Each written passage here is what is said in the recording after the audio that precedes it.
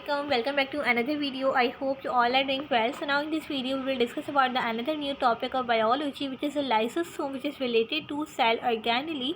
Lysosome is the most important organelle of the cell, and lysosome are originated from the Golgi bodies.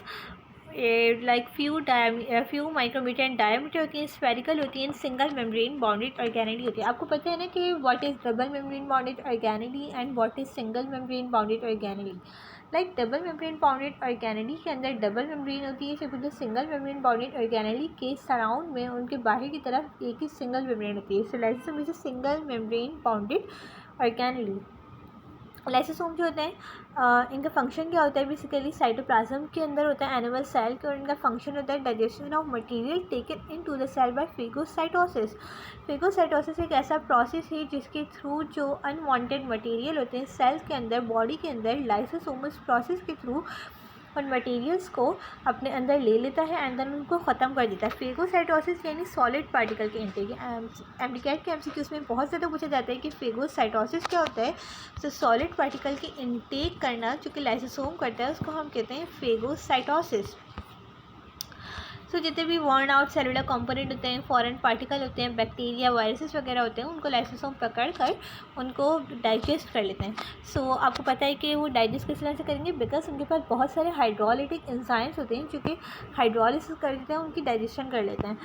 अब जो newly form lysosome जो होते हैं, जो अपना फंक्शन जिन्होंने अभी परफॉर्म भी नहीं किया होता, उन्हें हम कहते हैं primary lysosome. The newly form ribosome it is called the primary lysosome before start its function. तो उसको हम प्राइमरी लाइसोसोम कहेंगे. इनके पास टोटल कितने type of different hydrolytic enzyme होते हैं? Total 40 different types of hydrolytic enzymes होते हैं प्राइमरी लाइसोसोम के पास. Lysosome during performing their function attach with the membrane of ingested material like endocytosis, phagocytosis और ओटोफेगोसाइटोसिस. देखो एंडोसाइटोसिस क्या होता है, यानी कि एंडो मतलब अंदर की तरफ, यानी एंडोसाइटोसिस अंदर की तरफ जो मटेरियल की जो इंटेक होगी उसको एंडोसाइटोसिस कहेंगे. जबकि फेगोसाइटोसिस मैंने आपको पीछे बता दिया कि सॉलिड पार्टिकल की इंटेक को फेगोसाइटोसिस कहेंगे.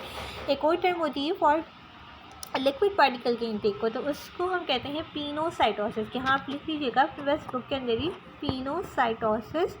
तो पिनोसाइटोसिस यानी कि लिक्विड पार्टिकल के इंटेक, जबकि सॉलिड पार्टिकल के इंटेक को फेगोसाइटोसिस कहते हैं. ओटू फेगोसाइटोसिस, ओटू मतलब होता है यानी सेल्फ, यानी जब वो खुद को खा लें तो उसको फिर हम कहते हैं ओटू फेगोसाइटोसिस. लाइक लाइसोसोम वो लाइसोसोम जो इस तरह से एंडोसाइटोसिस परफॉर्म करें, फेगोसाइटोसिस परफॉर्म करें, ओटो फेगोसाइटोसिस परफॉर्म करें, और लाइसोसोम को सेकेंडरी लाइसोसोम कहते हैं. बट स्पेसिफिकली ये एंडोसोम होते हैं, फेगोसोम होते हैं और ओटो फेगोसोम होते हैं रिस्पेक्टिवली. अच्छा जी, ये ऑटोफेगी का प्रोसेस भी परफॉर्म करते हैं, यानी कि अनवांटेड जो स्ट्रक्चर होते हैं सेल के अंदर इंगल्फ कर लेते हैं और डाइजेस्ट कर लेते हैं, यानी ऑटोफेगी का फंक्शन भी परफॉर्म करते हैं. This is a self eating process of a cell, यानी कि सेल किस तरह से सेल्फ ईट कर रहा है, अनवांटेड पार्टिकल को सेल में से निकाल कर ईट कर रहा है. अब यहाँ आपको लाइसोसोम की दिख रहे हैं इस तरीके से, ये पूरा सेल है और सेल के अंदर ये जो आपको दिख रहे हैं ये वाला पार्ट, ये आपको दिख रहे हैं वाइट कलर के राइबोसोम, छोटे छोटे से ये गोल्जी या पैरेटस से बने हुए होते हैं. और ये सेल के अंदर आपको एंडोप्लाज्मिक रेटिक्यूलम दिख रही है, ये आपको गोल्जी कॉम्प्लेक्स दिख रहा है, ये आपको लाइसोसोम दिख रहे हैं छोटे छोटे से. सो नेक्स्ट चलते हैं कि कुछ ना बॉडी एम्ब्रियोनिक स्टेज के ऊपर कुछ अनवांटेड सेल को एलिमिनेट करती है और सेल को एम्ब्रियोनिक स्टेज पर due to their genetic information. So cell like इस प्रोसेस को हम कहते हैं एपोप्टोसिस. एपोप्टोसिस एक ऐसा प्रोसेस है जिसके अंदर बॉडी एलिमिनेट करती है और सेल को अनवांटेड सेल को एम्ब्रियोनिक स्टेज के ऊपर.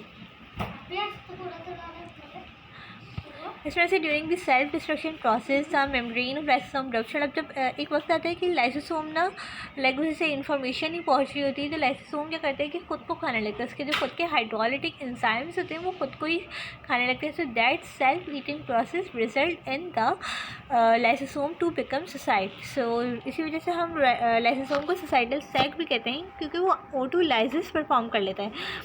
लाइसोसोम के पास वैरायटी ऑफ एंजाइम होते हैं जो कि मेटाबॉलिक बैलेंस कर रहे होते हैं. अब अगर लाइसोसोम में कोई प्रॉब्लम हो जाए तो उस वजह से लाइसोसोमल स्टोरेज डिजीज़ हो जाती है. And more than 30 lysosomal disease को अब तक नोट कर लिया गया है. उनके अंदर टे-सैक डिजीज़ है, गॉशियर डिजीज़ है, क्रैब्स डिजीज़ है. उसको नेक्स्ट वीडियो में डिस्कस करेंगे. अल्लाह हाफ़िज़.